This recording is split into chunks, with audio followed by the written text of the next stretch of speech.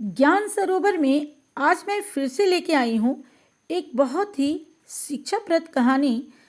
कहानी तो छोटी सी है लेकिन इसमें ज्ञान बहुत बड़ा सा छुपा हुआ है। तो चलिए कहानी शुरू करती हूँ। एक बार एक नाव में एक गणितज्ञ यात्रा कर रहा था। उस नाव में मात्र वो और माझी थे, दो ही सवार थे।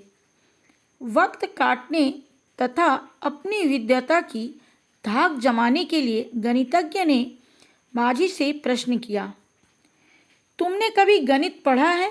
माझी बोला, नहीं महाशय, मैंने कभी गणित नहीं पढ़ा है।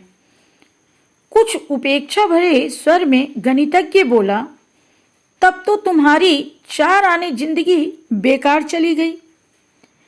कुछ देर मौन रहने के बाद गणितज्ञ पुनः बोला, अच्छा, तुमने भूगोल तो पढ़ा ही होगा। माझी ने विनम्र स्वर में उत्तर दिया, नहीं बाबूजी, भूगोल का क्या मतलब है यह तो मैं जानता भी नहीं हूँ। तो ये सुनकर गणितज्ञ महोदय बोले, तब तो तुम्हारी और 4 आने जिंदगी यूं ही बेकार चली गई। माझी को झुंझलाहट तो हुई पर वह चुप ही रहा। कुछ देर पश्चात दैव योग से जोर का तूफान आया और नाव लड़खड़ाने लगी। उछलती हुई लहरों पर नाव जोर के झटके खाने लगी। नाव संभालते हुए माझी ने गणितज्ञ महोदय से कहा, बाबूजी, आपको तैरना तो आता होगा। गणितज्ञ घबराकर बोला, नहीं, मैंने तो कभी तैरना नहीं सीखा। अब नाविक मुस्कुराते हुए बोला, यानी कि माझी जो था वो मुस्कुराते हुए बोला, गणित और भूगोल ना जानने के कारण भले ही मेरी 8 आने की जिंदगी बेकार चली गई हो, परंतु तैरना नहीं जानने के कारण आपकी तो पूरी ही जिंदगी जा रही है। नाव का पार लगाना मुश्किल है, आप तैरना जानते तो बच जाते।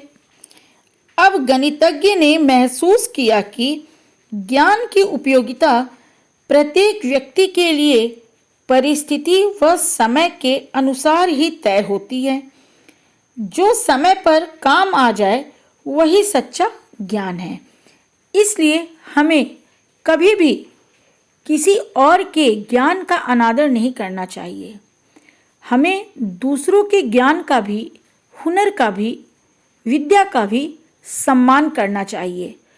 और अगर हमारे पास औरों से ज़्यादा कोई ज्ञान ज़्यादा है तो भी हमें अपने ऊपर अभिमान नहीं करना चाहिए।